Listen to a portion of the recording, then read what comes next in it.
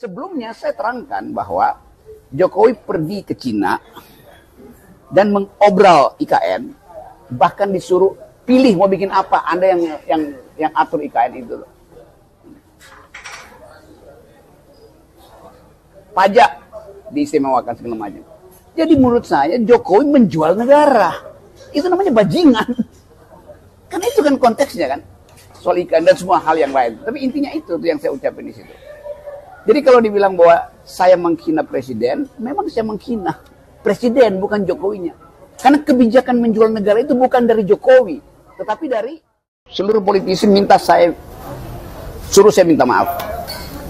Hasto, Sekjen PDIP, Rocky Gerung mesti minta maaf. Akbar Faisal, Habibur Rahman, ketua fraksi, salah satu wakil ketua Gerindra. Anda mesti minta maaf dong. Pertanyaan saya, minta maaf pada siapa? Coba. Saya minta maaf pada orang yang tersinggung. Siapa yang tersinggung? Yang tersinggung ternyata adalah relawan.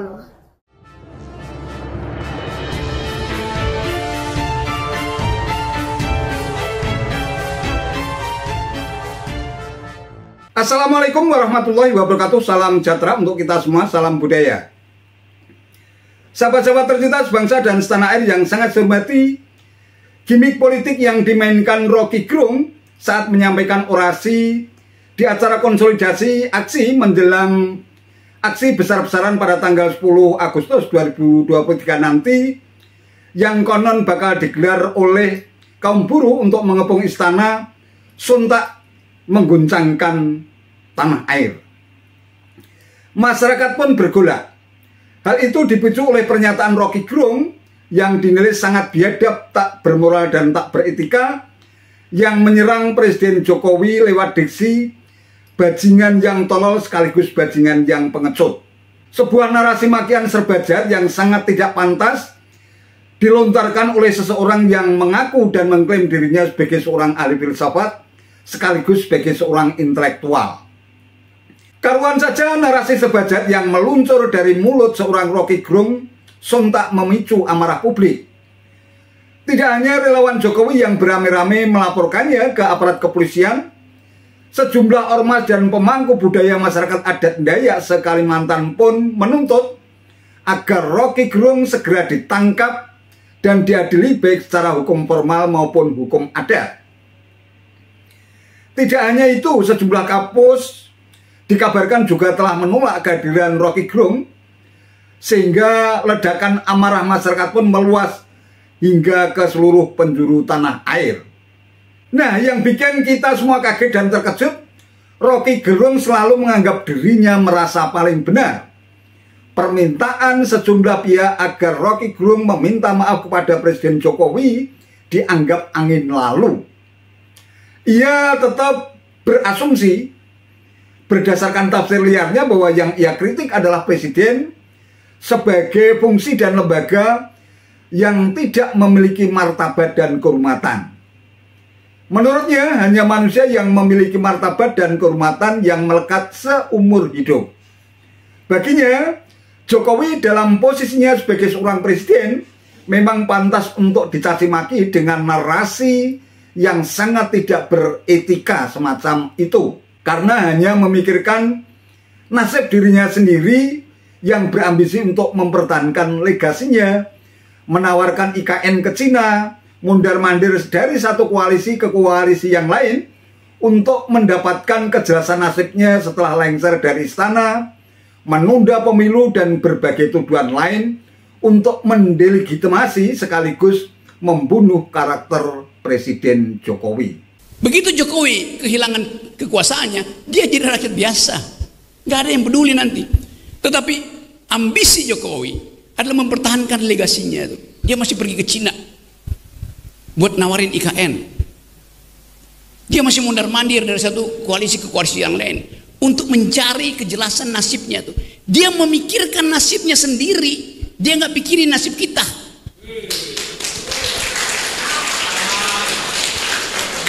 Itu bajingan yang tolol. Kalau dia bajingan pinter, dia mau terima berdebat dengan Jumhur Hidayat. Tapi bajingan tolol itu sekaligus bajingan yang pengecut. Ajaib, bajingan tapi pengecut itu. Seluruh politisi suruh saya minta maaf. Hasto, Sekjen PDIP, Rocky Gerung mesti minta maaf. Akbar Faisal, Habibur Rahman, ketua fraksi, salah satu wakil ketua Gerindra. Anda mesti minta maaf dong. Pertanyaan saya, minta maaf pada siapa? Coba. Saya minta maaf pada orang yang tersinggung. Siapa yang tersinggung? Yang tersinggung ternyata adalah relawan. Lo ucapan saya bukan pada relawan. Saya nggak bilang relawannya bajingan. Saya bilang Presiden Jokowi bajingan. Nangkap nggak logiknya itu? Masa saya minta maaf pada relawan? Konyol. Lalu orang bertanya, apa sebetulnya yang terjadi di dalam 2 hari yang lalu?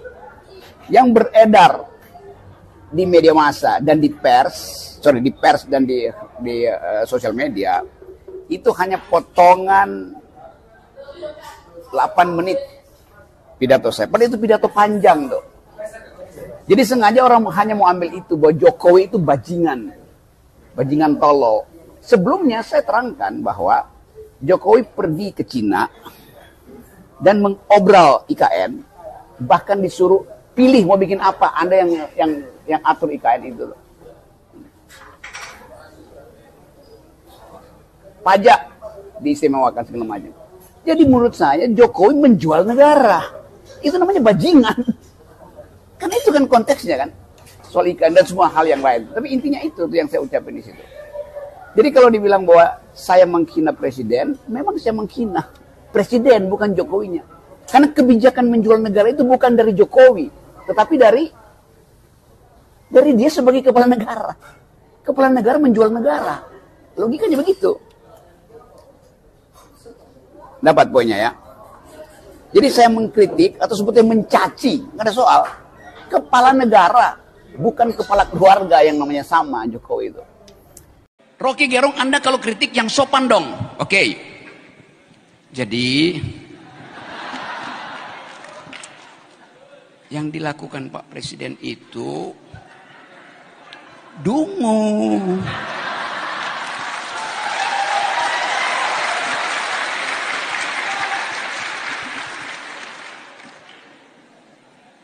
Kabinet Anda itu kabinet bajingan. Tetap akan diperkarakan karena saya memakai kata dungu dan bajingan. Jadi kalau diminta kritik yang sopan dong, artinya jangan kasih kritik, pujian aja. Itu saya bilang Jokowi buat ketololan karena mau jual IKN ke Kanada, kan tolol namanya kan. Loh, Kanada itu ibu kota, Kanada itu negeri yang paling anti deforestasi. Ngapain datang ke sini? Udah pasti ditolak. Nyatanya memang ditolak. Artinya tolol. Dia PHP calon pacar yang tidak menginginkan dia, maksa. Sekarang pergi ke Cina, maksa lagi. Itu yang saya katakan, Pak Jokowi membuat kebijakan yang tolol sebagai presiden. Kan beda nuansanya. Kenapa mesti benci pada orang yang mengucapkan hal yang jujur gitu? Saya ucapkan jujur. Buktikan. Oke, saya buktikan. Buka forum, saya terangkan satu persatu tuh. Gak berani. Terus demo kiri kanan, koar-koar. Undang ke sini, masuk, saya mau bicara itu. Tiba-tiba ada banyak WA group, masukkan saya di situ dan memaki-maki saya kan, menghujat, mewaki, bahkan mengancam secara fisik tuh. Itu juga tidak kurang mulia sebetulnya. Kalau mau berbeda pendapat dengan saya, ajak saya berdebat itu, nggak usah ngancam segala macam tuh. Kamu akan ada di mana, kayak tunggu segala macam kan? Itu ancaman tuh.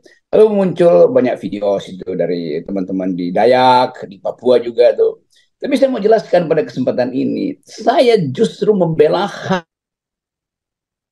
masyarakat adat supaya lahannya tidak dijual ke orang asing. Itu kan yang saya lakukan sebetulnya kan. Jadi justru berkali-kali saya bilang bahwa IKN itu harusnya ada izin dari masyarakat adat, namanya AMDAL. Saya 3 kali diundang oleh tokoh-tokoh adat di Kalimantan, tuh Banjar, Dayak segala macam. Dan saya ucapkan itu tuh. Karena saya sayang ke Kalimantan, itu tempat nenek moyang, tempat kita berharap ada masa depan. Kita bayangkan bahwa seandainya bumi ini ludes, jadi padang pasir, masih ada rumput, masih ada hutan kecil, masih ada oase di Kalimantan. Kan itu yang saya bela justru. Jadi kalau saya dianggap menghalangi IKN, memang saya menghalangi IKN demi masyarakat adat Kalimantan, demi orang Dayak, demi orang Banjar segala macam. Kalau dihitung mungkin udah 5 kali saya diundang oleh universitas maupun teman-teman adat di situ.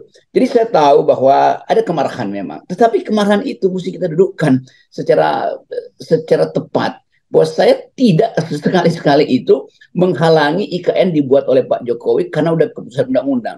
Tetapi hak saya untuk mengatakan bahwa IKN itu akan merusak Kalimantan, itu intinya tuh. Dan itu akan ada serbuan penduduk asing di situ. Bahkan saya kritik kenapa Pak Jokowi mesti pergi ke Cina untuk menjual Kalimantan tuh. Pak Jokowi bilang oke, silahkan investasi di situ, apapun yang Republik Cina mau tuh kami sediakan. Kan itu namanya menjual negara.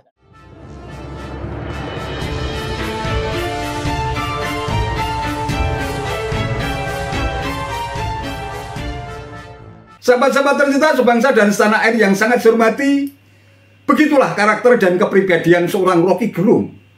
Ketika amarah publik meledak dari berbagai penjuru tanah air, alih-alih meminta maaf, ia justru makin tenggelam dalam kubangan halusinasi dan imajinasi liarnya yang ia ciptakan sendiri untuk menggiring dan meyakinkan publik bahwa apa yang dia katakan itu memang benar adanya.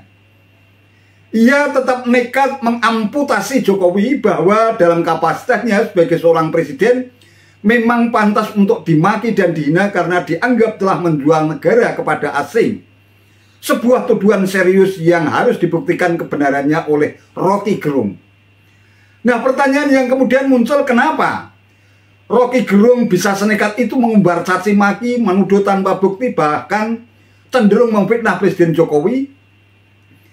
Nah, ternyata dalam pandangan spiritualitas dan kultur Jawa, terungkap bahwa Rocky Gerung yang lahir pada tanggal 20 Januari 1959, yang bertepatan dengan hari Selasa Kliwon, dengan jumlah neptu 11, memiliki watak lakune setan, yang tidak memiliki pendirian alias pelin-pelan, tidak bisa menjadi seorang pemimpin karena sering kebingungan dalam mengambil keputusan dan sebagainya. Dr. Andes Rocky Gerung, lahir tanggal 20 Januari 1959. Jadi wetonnya Selasa Kliwon, neptunya 11. Ini termasuk lakuning setan. Karakternya seorang yang tidak memiliki pendirian atau pelin-pelan. Orang dengan weton ini tidak bisa menjadi seorang pemimpin dikarenakan sering kebingungan dalam mengambil keputusan. Sifat negatifnya keras kepala, sangat kritis terhadap orang lain. Sifat positif ramah, pandai mengungkapkan kata-kata.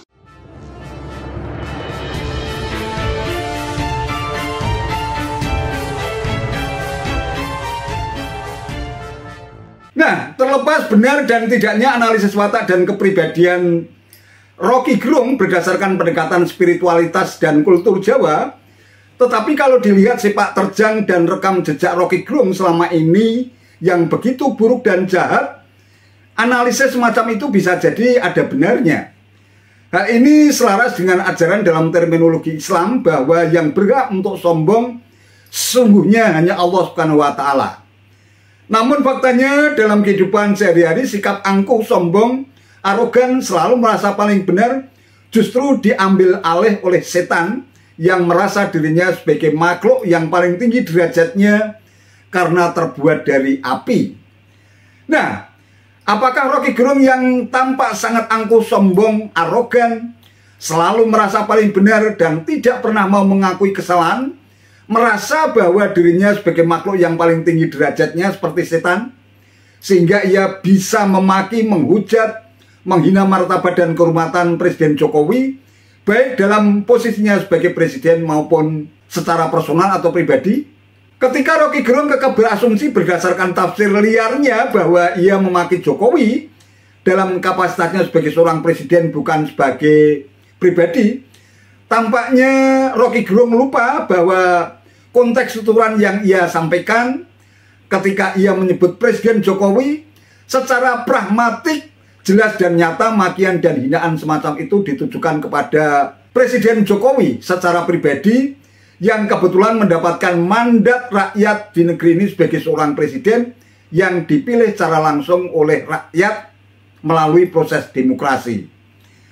Nah, dalam konteks demikian, karakter dan kepribadian macam apa lagi yang bisa kita sematkan pada seorang Rocky Gerung yang tampak merasa happy dan puas ketika ia bisa dengan seenaknya memaki dan menghujat orang yang dibencinya di ruang publik, merasa makin besar kepala dan arogan ketika mendapatkan aplaus, sanjungan dan pujian dari para pengagumnya. Tentu saja hal itu bersifat sangat subjektif, tergantung dari sudut pandang mana yang kita gunakan untuk menilai karakter dan kepribadian seorang Rocky Gerung. Wallahu a'lam bishawab. Itu saja yang bisa saya sampaikan. Terima kasih atas perhatiannya. Wassalamualaikum warahmatullahi wabarakatuh.